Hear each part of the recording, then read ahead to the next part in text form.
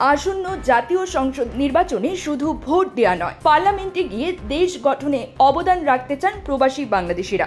বিভিন্ন দেশে বসবাসরত প্রবাসীদের মধ্য থেকে প্রার্থী বাছাই করে নির্বাচনের সুযোগ করে দিতে বাংলাদেশের রাজনৈতিক দলগুলোর প্রতি আহ্বান জানান তারা। বাংলাদেশের আসন্ন জাতীয় সংসদ নির্বাচনে ভোট দেওয়ার জন্য মুখিয়ে আছেন প্রবাসী বাংলাদেশিরা। অন্তর্বর্তী সরকার এরই মধ্যে প্রবাসীদের ভোট দেওয়ার পদ্ধতি চূড়ান্ত করতে কাজ শুরু করেছে। সরকার ও নির্বাচন কমিশনের উদ্যোগকে ইতিবাচক হিসেবে দেখছেন সংযুক্ত আরব আমিরাতে বসবাসরত বাংলাদেশিরা। তবে কেবল ভোট দেওয়া নিশ্চিত নয়, জাতীয় সংসদে প্রবাসীদের পক্ষ থেকে প্রতিনিধি রাখার দাবিও তাদের। আরব আমিরাতের কমিউনিটি নেতা মাহে আলম বলেন, সংস্কার কমিশন এরই মধ্যে প্রবাসীদের ভোটাধিকারের বিষয়টি তুলে ধরেছে।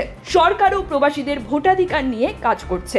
যতগুলো দল বাংলাদেশে আগামী নির্বাচনে অংশগ্রহণ করবেন, সব দল থেকে যদি প্রবাসীদের আনুপাতিক হারে অংশগ্রহণ নিশ্চিত করে, তাতে প্রবাসী প্রতিনিধিত্ব যে কোনোভাবেই হোক সংসদে পৌঁছে যাবে। রাজনৈতিক কর্মী শামসুন নাহার স্বপ্না বলেন, সংসদে আমাদের কোনো প্রতিনিধি থাকে না। যদি সংসদে এরকম প্রতিনিধি থাকে, তাহলে আমাদের সাধারণ প্রবাসীদের মানুষের দরজায় যেতে হবে না, আমাদের পক্ষে সংসদে কথা বলতে পারবে। পোস্টাল ব্যালটের মাধ্যমে আগে থেকেই প্রবাসীদের ভোট দেওয়ার সুযোগ থাকলেও ততদিন কোনো নির্বাচন কমিশন বিষয়টিকে গুরুত্ব দেয়নি। ফলে রেমিট্যান্স পাঠিয়ে দেশ গঠনে উল্লেখযোগ্য ভূমিকা রাখলেও দেশ পরিচালনায় সরাসরি অবদান রাখতে পারেননি প্রবাসীরা। তবে ৫ আগস্টের পর অন্তর্বর্তী সরকার সংস্কার কমিশন গঠন করলে প্রবাসীরা তাদের দাবি আদায়ে সচেষ্ট হয়ে উঠেছেন।